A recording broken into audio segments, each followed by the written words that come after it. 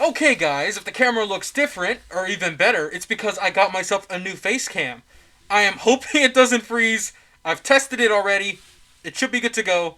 And it's a good thing I got face cam, because we're gonna attempt to get the Beel second date. With that said, let's kick it a nickel. If you guys remember from the first Beel date that we did, that's probably the last episode that you guys saw. Lorenzo Lucky gave me a hint on how to get the Beelzebub first date, and he also included a somewhat kind of way to get the Beel second date. We're back here from where the Pandamonica date was. I'm pretty sure I remember there was a pause somewhere in this part, and I think that's where we can get the date. If not, then odds are we're just going to continue on with the Modius date. Okay, so let's see. The next morning, you're awakened by the slumber of insist scratching on the door. Yeah. Grabbing some clothes from nearby chair, you head towards it. Okay. It's paused here, so there's a chance for me to touch something. The question is, what? The hamper? Oh! Or alternatively, you could put on some clean clothes and make a dashing impression on whomever is opening the door. Maybe it'll be an opportunity to dazzle Lucifer with a brand new leather Hawaiian polo shirt you brought last week. Is this an actual thing? You can click on random things? I just tried the hamper because I don't see the flies or anything. Also, I'm sorry if I lean in like this guy's in the face cam. I switched up my setup a little bit, so I'm not used to it. I have a tendency to lean closer to the mic. Okay. What just happened? Hey, I did it! You open your wardrobe and freeze in place, where early that day had hung your carefully vanished polo shirt that now floats. A spinning purple portal. Okay, but I didn't see any flies on the wardrobe, so I just chose that because I noticed the mouse showed an option to click. I didn't know it was there. Lorenzo just told me there was a spot to click. Your prized sock collection, also purple portal. All of your wardrobe, in fact, was a spinning purple portal. This is not how you pictured this morning going. A skeletal hand, Walter! A skeletal hand from the portal and accompanied a familiar, polite voice. Hey! What's good, my man? I'm terribly sorry for the inconvenience, sir, but my Lady of Red requests your immediate presence. That's always gonna get me. With the surprising strength that bells its raged appearance, the hand clamps down upon your wrist. Before you can so much as voice your protest, you're pulled into the wardrobe. You brace yourself for the inevitable wave of nausea as your body spins through dimensions. And we're back. Okay.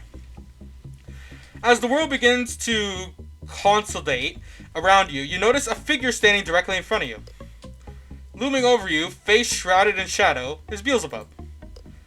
What? Why is it so dark? Also, you're showing off your best features. Oh man, I'm such a degenerate. Do you have any idea how long it's been since you last visited me?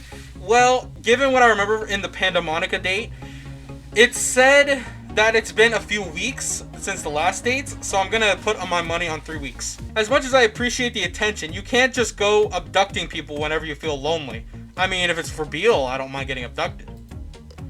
Hey, you are wrong on 2 accounts, I'm afraid. Firstly, it was technically Walter who did the abducting. Secondly, I didn't have you delivered to me out of loneliness. I require your counsel for a rather personal matter. This just got interesting. Wait, but what kind of personal matter? I don't know. And what might that be? Construction? How'd you know I used to work in construction? Come again? Seeing as construction is the only worthwhile activity to pursue in this bloody place. Oh, wait. So, does she have a bit of an English-type accent on her? Beel just got a whole lot more interesting. I've spent the past several hundred years building myself a castle within which you stand. were you a great builder back in Hell? See, there's that rough sketch look again. I like it, but at the same time, you can tell that it's off. No, but I decided it couldn't possibly be that hard if they let common folk do it. Well, that certainly explains why the layout of the castle could graciously be described as a spaghetti nightmare. Fair enough. However, I've run into a singularity Ickersim problem. What the heck is that? See, you can see the difference between this sprite and the sprite previous. So that sprite never got its own update. Everything else seems to have been updated. After a millennia of solitude, even my prejudice reserves of artistic expression have begun to run dangerously low. Are you saying you're ill-inspired? I could swear my aesthetic designs are becoming almost, what the heck, pedestrian in nature. Okay? And Taker, perish the thought. But I don't see what that has to do with. And so I, genius that I am, I've decided to source my inspiration from elsewhere. Tell me, Taker, what do you know about architecture? Aw, man, we need a Zazel for this one. Architecture. I honestly don't have too much experience in architecture. Nowhere near enough to call myself anything but a hobbyist. And what do I know drifted out of fashion 6 to 7 centuries ago? How much? See, there's the difference in sprites. You can tell there's a difference in sprites. I'm not complaining about it. I know Dana O'Hara did all the work. I love the sprites, but you can tell that there's a considerable difference between this sprite and the other ones that she has. How much do you know about castles and fortification? I thought that said fornication. I got scared for a second. Only enough to name and describe any key features and aesthetics. Beelzebub rubs her chin thoughtfully. I suppose that ought to suffice. I'm not concerned with structural integrity as is. Follow me if you would. Okay. So, this isn't so much as a date as basically her getting me to do her job. She's lucky she's hot. Your path this time takes you upward. Uncountable spiral staircases, impossible sloped hallways, and the occasional convenient ladder become archingly familiar sights as you travel upwards for what seems like an eternity. The balcony. Eventually, the two of you emerge into open, for what of a better word, air. To your right, the endless expanse of Beelzebub's fortress stretches ever upwards, disappearing out of sight in the uniform blackness that dominates the environment. Stretched out before you is an expanse of the same smooth-formed obsidian. Hey, I was right. I said that in the last video. Obsidian that makes up everything else in this castle. Here is our canvas, and I suppose we'll be needing some paints as well. We're painting? Stand behind me, please.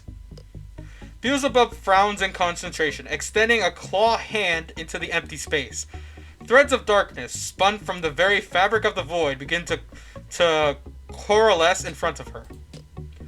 Beelzebub clenches her fists, and the threads become a stream, then a river, then a bulge. The inky darkness thunders down upon the weapons, freely flowing off the bare edge of the platform and into the undescending charms below. So, she's basically become the whole ruler of the void now. She has all this control over it and everything. This is like her own setup, and she's got to build it from the ground up. Essentially, she can be making her own version of hell, and she can become the queen of that. Meaning, she can give Lucy a run for her money. It's a rock. Even a rock has a sprite. I find that honestly really funny. Eventually, the stream dissipates, leaving behind a small mountain of rubble. Beelzebub flicks her wrist, and an enormous shard of rock levitates towards the two of you. The boulder, 6 or 7 meters in diameter, halts before you and floats gently in midair. This rock is a consolidated matter distilled from the void itself. It responds favorably to mental suggestion, and has proven to be more than adequate, if disappointingly monochromic, building material for my castle. So tell me, what shall we build with it? Well, we appear to be on a rampart. Why don't we make serrated wall. What? I don't know these words, okay? Serrated walls add a certain pancake. What are these words? I feel like Taker has picked up on Beel's vocabulary. I like Beel's vocabulary, but at the same time, I don't understand everything they say. I think I used to speak in that vocabulary back in high school. Besides that, bare edge is rather disconcerting. There's that sprite again. You can see the differences. Now that I see the difference a lot, I'm gonna point it out every single time. It's my own personal opinion, though. If you guys like it, that's on you. I like the sprites, but I see the difference. Trust me, you do not want to fall into the primordial abyss, unless an eternity of falling in pitch darkness sounds fun to you. Nope. Only slightly less than my average everyday responsibilities. Beel chuckles, stepping behind you. She drapes her arms over your shoulders, leaning into you as she instructs you on the way of magic. Bruh! We learned sorcery! That's honestly cool! And hang on, the fact that Taker's leaning down, if he stands up, Beel's head would be about at his chest level? Maybe? Something like that. Focus. Picture in your mind what form you wish the rock to take. Let it flow into the places alongside its brethren.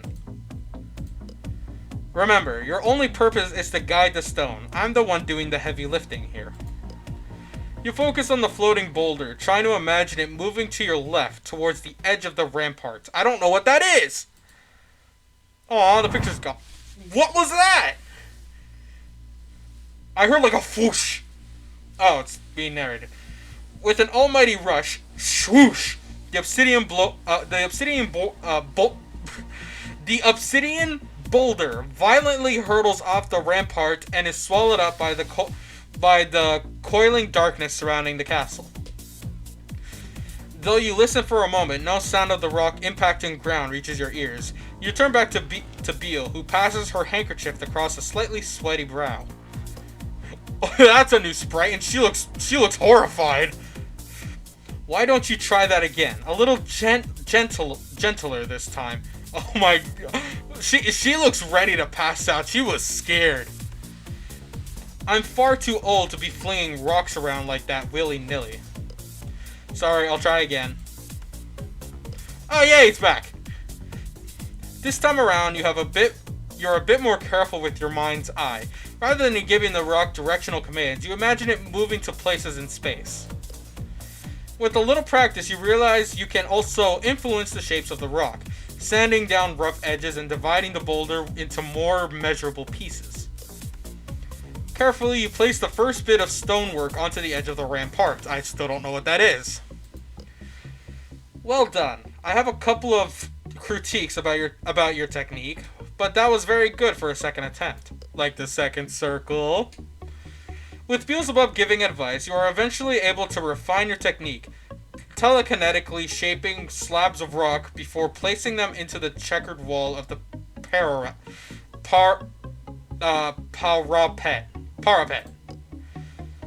The work, though entirely mental, is more strenuous than you would have thought, and soon enough, you find yourself wishing for respite, or whatever that word is. Hey, Walter's back. I love Walter. As if sensing your desires, Walter emerges from the darkness, bearing a flawless china teapot and matching cups onto a glossy black platter. Tea for sir and milady. Ah, perfect timing, as always, I see. Oh ho ho! You flatter me, milady. Might I inquire as to how the renovations are proceeding? I feel like Walter kind of has a thing for Beel, but she's mine. Splendidly. Taker has proven surprisingly knowledgeable with the regards of the castle architecture. I keep telling you, it's really just a hobby. The parapet might not even be stable. I'd advise against poppycock. Yep, she speaks in old English, basically. Like old British English, I guess is the best way to put it. So I'm trying. It's one of those things that I like. It's something I had to study back in drama class in high school. It's that kind of vocabulary and mannerism that I like. Really do. I really do. But at the same time, it's hard for me to understand. Poppycock. I'm sure you're doing an excellent job. Besides, this castle's held together by my force of will, and I hardly think that's going anywhere after all these years. Aw, where'd Walter go? Where's Beel go and her assets? Sitting down on the freshly serrated, I'm gonna just say serrated wall, the two of you take tea. Waiting to remove the dishes when you're done, Walter occupies himself examining the fresh stonework with a small brass magnifying glass. The two of you drink your tea, glad of repress from your labor. Presently, a question springs to your mind. Ask how Walter got the tea. Ask about why Beel is building the castle. I don't really have to figure out how Walter gets the tea. I mean, he's technically magical in a sense. I mean, if he's able to do what he does now, I'm pretty sure he knows how to get the tea. So, I want to know why she's building a castle here in the first place. Like, I understand it's to occupy your time, but there's got to be more meaning to it. The void isn't exactly crowded. Why go to all the trouble of building a fortress? Tell me, Taker, who am I? Beelzebub. And? Archfiend of Lies? Arch-Ferdinand of Lies. And? You shrug to remember the many titles Beelzebub seems to adore, anointing herself with. The Great Fly, Queen Crimson, the Thing of Lies, and of course she'll call herself the Queen of Hell. The Queen Crimson, the Scarlet Silvergun, the Rose Renegade. You're just making them up now. No! Do go on though. I haven't had anyone sing my virtuous in ages. That's it. I'm out of titles. Illuminate me. I don't know. Beel takes a lengthy draft of her tea before responding. During my time in hell, I was among the mightiest demons, embodying one of the worst sins of mankind. I was known as Beelzebub the Envious. She's envy? Okay. Let's see if I remember these correctly, because I'm the 8th. Okay, so wrath, greed, gluttony, lust, envy,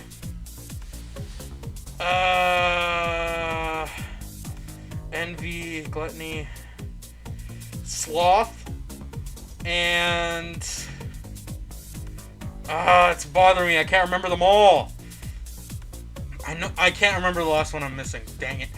I just know that I'm the 8th sin of judgment.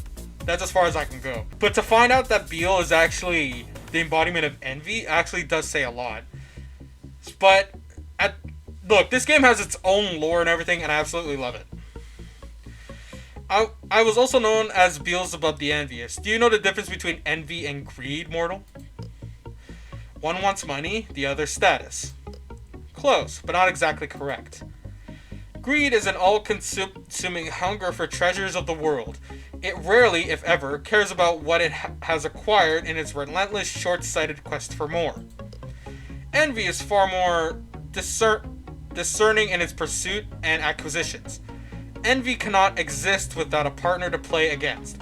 And once upon a time, I played against the 4 greatest demons in hell. That was a long time ago, of course, but I still remember the grand cathedral of hell, opulent and imperial.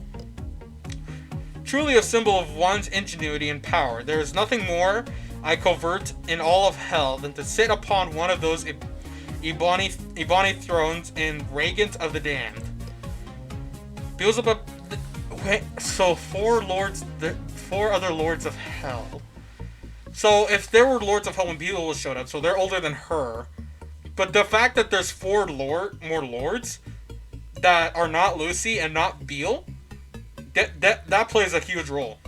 But I also want to figure out if Lucy embodies any sin. Beelzebub stares into the distance, swirling the remains of her tea in her cup.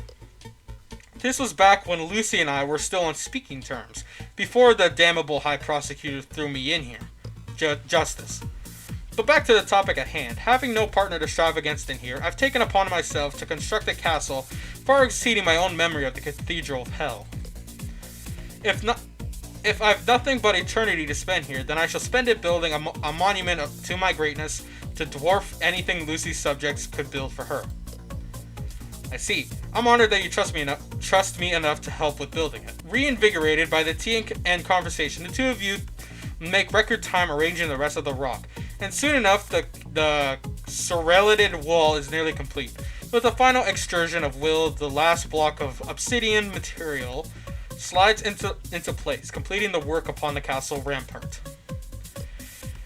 Oh, they actually did animate the brow thing.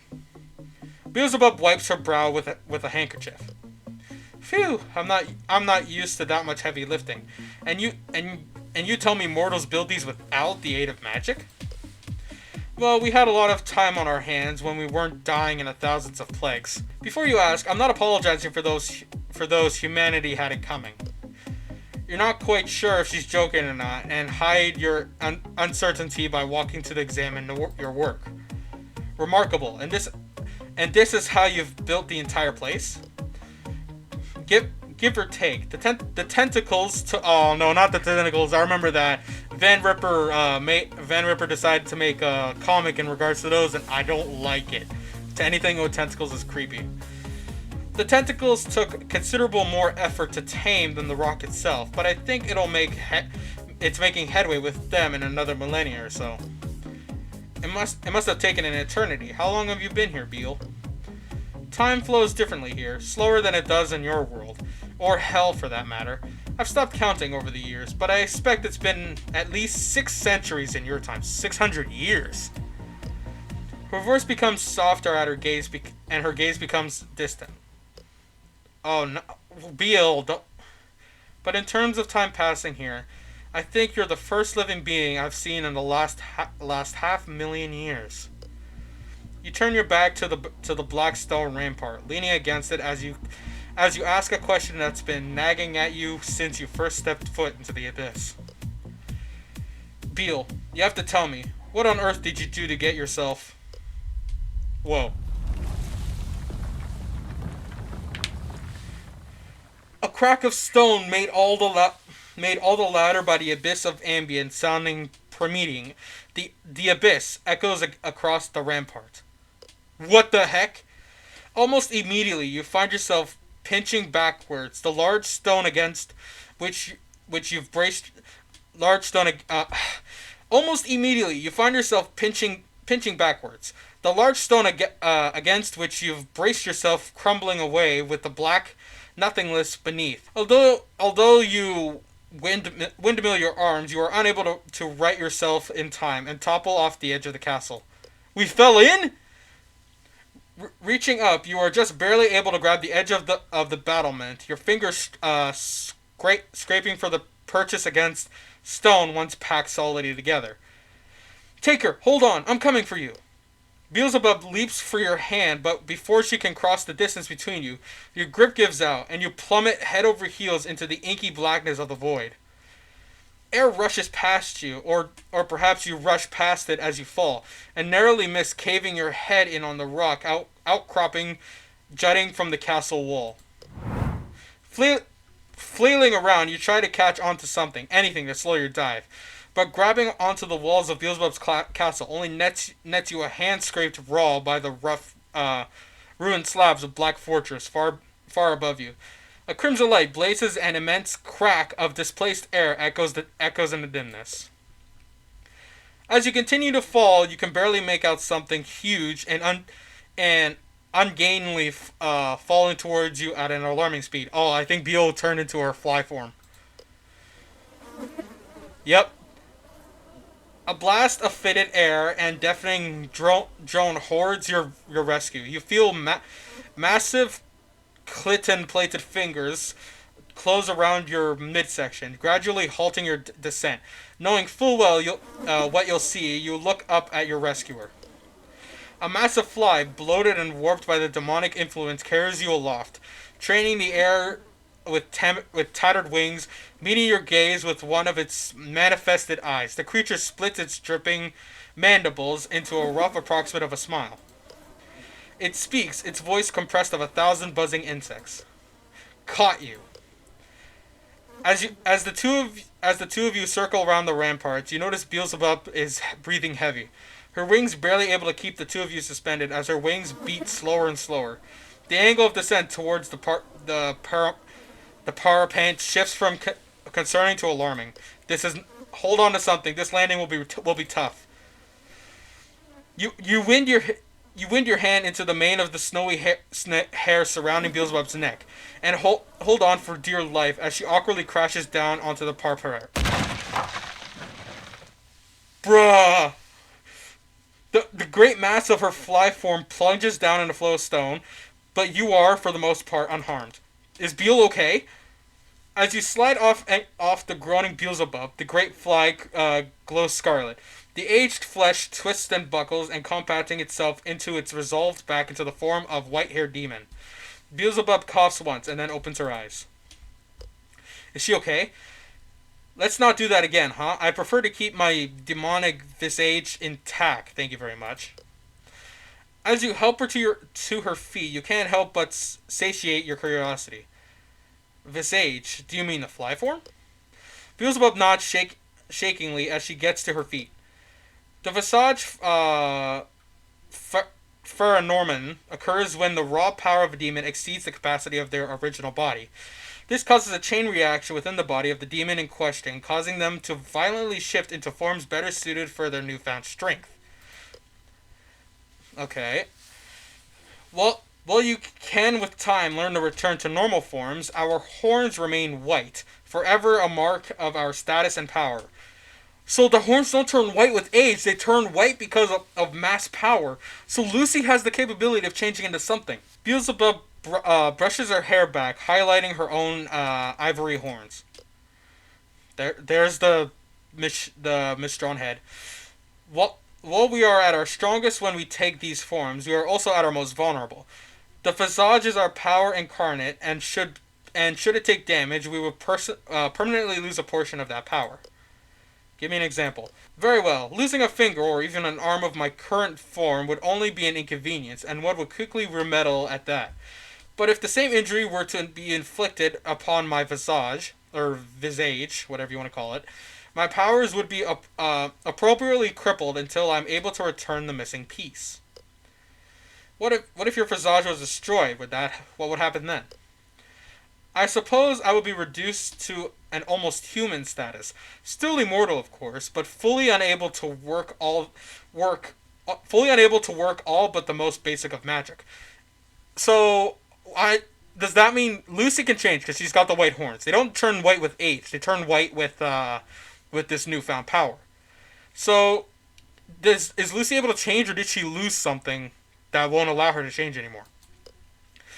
Beelzebub gives you a quizzical look. You're awfully full of questions for someone who almost died moments ago. I've had too many close shoves to be troubled. I knew I was in good hands.